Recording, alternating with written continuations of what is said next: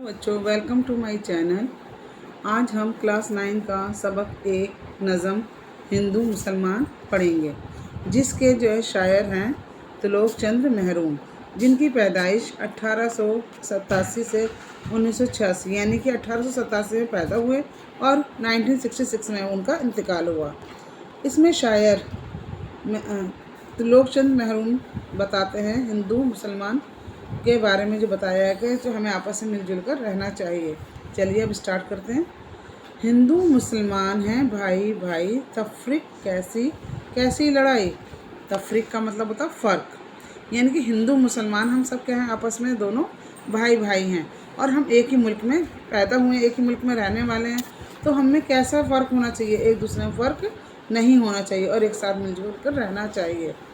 हिंदू हो या कोई या हो मुसलमान, इज़्ज़त के काबिल है बस वो इंसान।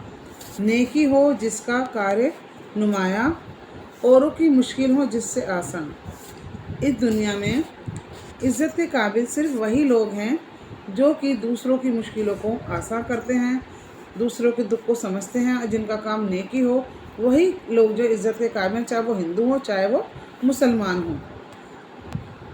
हर एक से नेकी सबसे भलाई, हिंदू हो मुसलमान सब भाई भाई, यानी कि वो इंसान जिसका काम सिर्फ क्या हो, हर एक की भलाई करने हो उसका, ना कि किसी का बुरा सोचे, भला करे, बस वही जो है मुसलमान है। और हिंदू दोनों का मिस्कन हिंदुस्तान है, दो बुलबुल हैं एक गुलिस्तान है।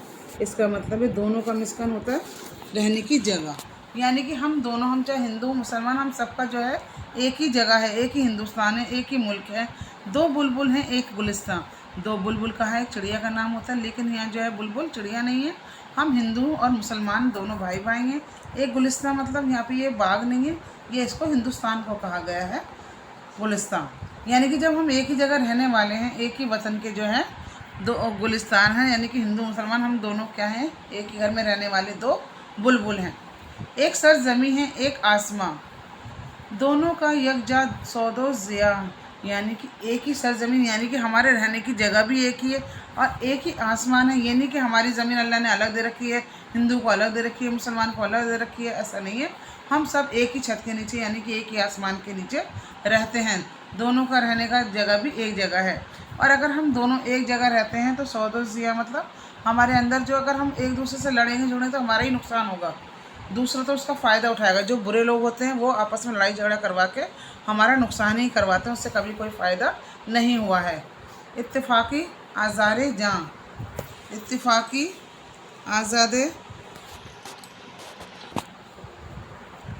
ना, इत्तेफाकी आज़ारे जाँ हैं, मिलजुल के रहना है कामरानी, हिंदू मुसलमान कौमें पुरानी। इसमें बताया गया जब इंसान में नाइत्तेफाकी पैदा होती है तो जो है दूसरे की, वो एक दूसरे का दुश्मन हो जाता है और इसमें बस जान ही जाती है, किसी का फ़ायदा नहीं होता। मिलजुल के रहना है कामरानी, यानी कि मिलजुल के रहेंगे तो हमारा मुल्क भी तरक्की करेगा, हमें कामयाबी मिलेगी और हम सब आपस जो आगे जो है अपने देश को आगे बढ़ा पाएंगे।